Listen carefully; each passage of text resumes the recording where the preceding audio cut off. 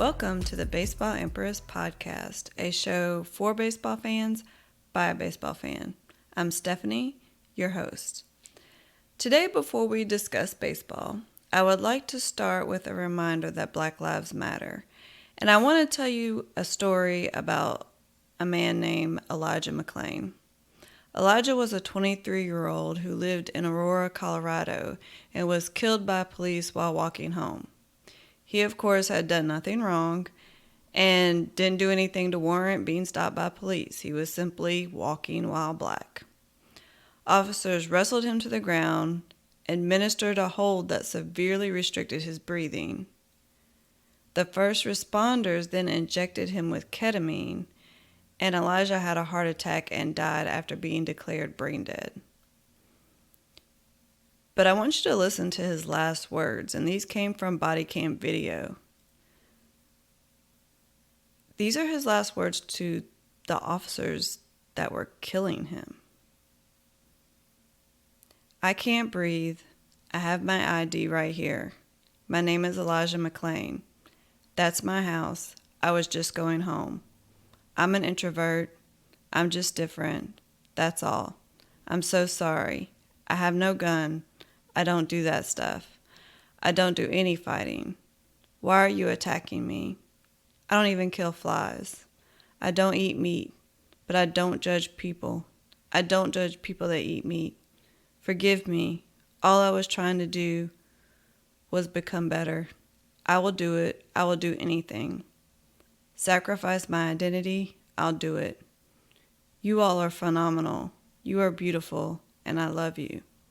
Try to forgive me. I'm a mood Gemini. I'm sorry. I'm so sorry.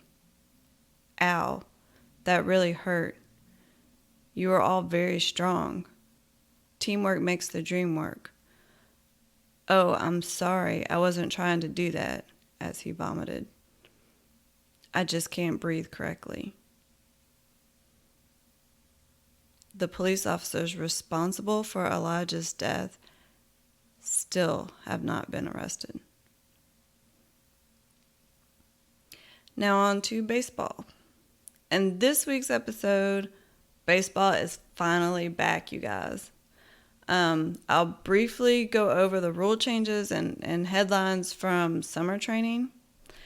Also want to discuss who was Satachel Paige. And we'll feature a segment about the Dominican Republic and their baseball culture as discussed by my daughter Janèe. Okay, so baseball is finally back. I know all of you are just as excited as I am. It's going to be a shortened 60-game season for 2020. It'll be difficult because we still won't be able to go to the games in person, but at least we can watch them on TV. Hope you don't hate your home team's announcers because that's what you're stuck with this year. Okay, so as we previously discussed, there'll be a designated hitter in both leagues this year. Games that go extra innings will start with a runner on second, so you may have been aware that's something they've done in the minor leagues and stuff before, and they're thinking about keeping that as a rule in the major leagues, so we'll see how that goes. Definitely makes sense in a shortened season, though. So pitchers must face a minimum of 3 batters as planned. Yikes. Especially since, this whole spring training hiatus, summer training. Okay, let's play, because summer training, you guys, doesn't include any actual, games against other teams like spring training does. So, yeah, again, yikes. Of course, there'll be a lot of COVID testing. Other rules related to COVID that are kind of interesting. Spitting will be prohibited. I don't know. I'm a girl. I don't really do that. But, for other women who do that and guys out there, you tell me, how difficult of a habit is that to just stop cold turkey? Chewing gum will still be allowed. And instead of pitchers licking their fingers to wet the ball, they may now carry a small wet rag to use for moisture. Games start July 23rd and July 24th. Exciting. Who was Satachel Paige? There's a story on MLB.com today about the time Phil Jackson, the NBA Hall of Fame coach, faced the great Satachel Paige of the Negro Leagues when Jackson played American Legion Baseball. The story is great timing because I'd already planned to talk about Satchel today, but that was just a great reminder. Satchel Paige might have been the best pitcher ever. He was definitely the biggest star in the Negro Leagues, and he pitched in about 100 games a year. He was a legendary storyteller and named his pitches. For example, one he called the Bat Dodger, another he called the Hesitation. His fastball was clocked at 105 miles per hour, but what was most impressive about Satchel was his pinpoint control, which he carried with him throughout his entire career. Joe DiMaggio called him the best and fastest pitcher I've ever faced.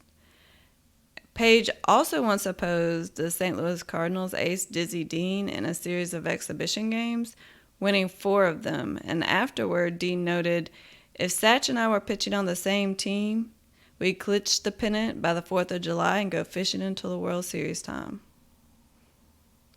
Satchel would put on quite a show on the mound. One of his favorite moves was to call in his outfielders and then single-handedly strike out the other side. According to Paige, an even more famous stunt came during a Negro League World Series game in 1942 when he intentionally walked 2 batters so that he could face power hitter Josh Gibson with the bases loaded. We talked about Josh Gibson in the last episode. Greatest home run hitter ever. After taunting Gibson and warning him about where he intended to place each throw, Paige struck him out on 3 pitches. We talked about that too. Satchel Paige made it to MLB at the age of 42. That is if you believe that was his accurate age. Many believe he was older. Satchel claims that he wasn't really sure how old he was. But he was at least 42 years old when he was a rookie for the Cleveland Indians. He went 6-1 with a 2.42 ERA after he was called up in July, and the Indians went on to win the World Series that year. He returned to baseball via the Kansas City Athletics at a record-breaking age of 59 to throw 3 shutout innings, and he was elected to the Baseball Hall of Fame in 1971. I encourage you to Google Satchel Paige. There's some great videos out there discussing his career and great stories. He was quite the character, but definitely one of the best pitchers, if not the best pitcher to ever play the game. So now I want to share with you a discussion that I had with my daughter Janèe about her experience visiting the Dominican Republic and learning about their culture and how baseball is really intertwined in their culture. It's interesting, especially if you've never been to the Dominican or only been there to visit a resort. But as you know, there are many, many baseball players that come from the Dominican Republic, and it's a really unique setting there for baseball. So building a little bit on what Janèe was talking about with the Dominican Republic and how baseball is really a part of their culture there, it is interesting because we do have so many Dominican baseball players in Major League Baseball and in the minor leagues. And, you know, in case you don't know, a lot of the major league teams, I think maybe all of them, have basically camps down there that they use to help recruit players, and the players go through some training camps and some other instruction just on the culture here in the United States, so the transition isn't as difficult for them. But I really would like Janèe to talk about a little bit more about their culture, so those of you who don't know understand, and I think it's similar in other Latin countries, of just how ingrained baseball is in their culture and what it's like from a young age to participate in that, and how it's really different than what we do here. Yeah, so I think as people from the United States, when we talk about, you know, baseball is America's pastime and stuff like that, we don't really get to experience that. But when you go to the Dominican, baseball really is their favorite pastime. Like you fly, like depending on where you fly in, I flew into Santo Domingo, which is the capital, and I mean, as soon as the plane is descending, like you see baseball fields all over.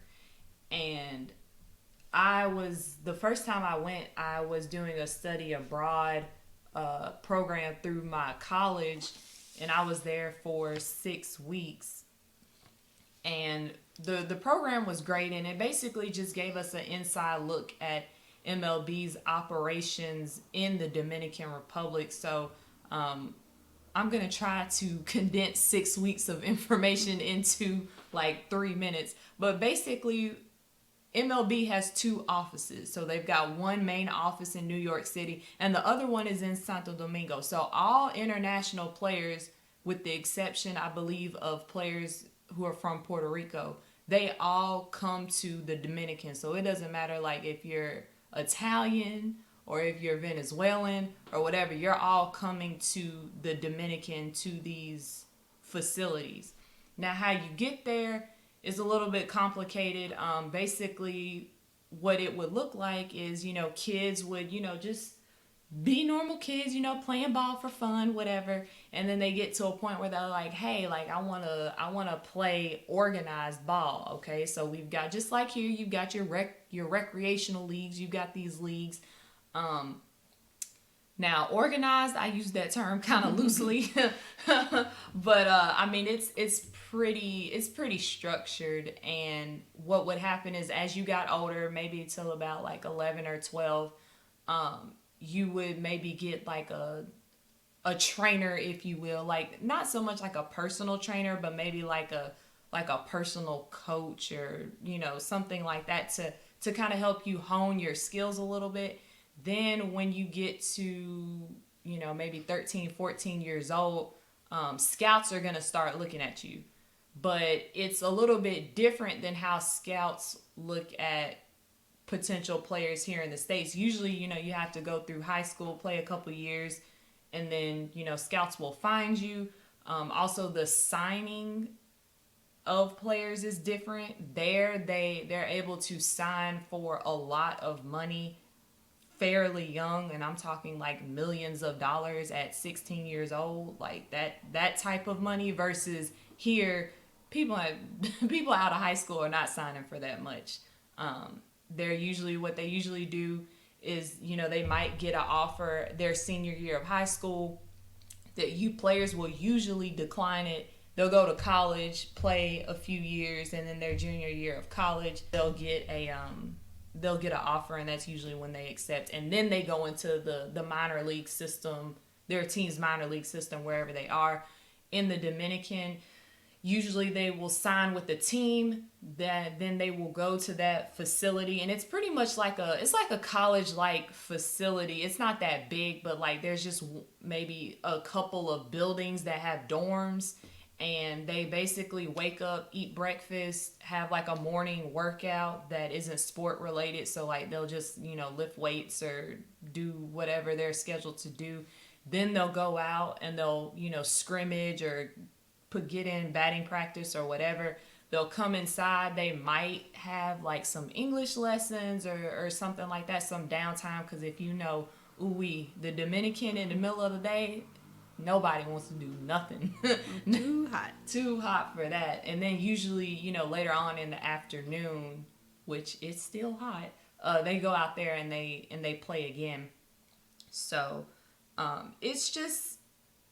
it was so cool to be down there and to witness these young kids playing the way that they did. And a lot of them, I mean, they didn't have, they didn't have like these fancy gloves and batting gloves and elbow protectors and helmets and all that stuff. Like they would play with whatever they had. There were a couple kids who would come in from the neighborhood that wouldn't even have a glove. They would cut open like a empty gallon of milk, like those containers, and they would cut it and use it like a glove, and that was it. They would be balling with that. It was also cool because me and my classmates, we brought our gloves because, we all played and we wanted to play. And they were very curious about girls playing ball. They had never seen that. So when we're throwing them, pitches that were hard and stuff like that, they felt some type of way. And if we got a hit off of them, they were excited and also a little embarrassed. And it was a great experience. And they really had a love of the game that, I wish I could just kind of bottle that up and take it with me everywhere and show people. And they also played batilla, which is it's like street baseball, if you will, but they use like these caps off the water jugs and they just basically use a stick. And it's really fun to play, but baseball is just something that's ingrained in the culture, and I mean it's part of their economy as well.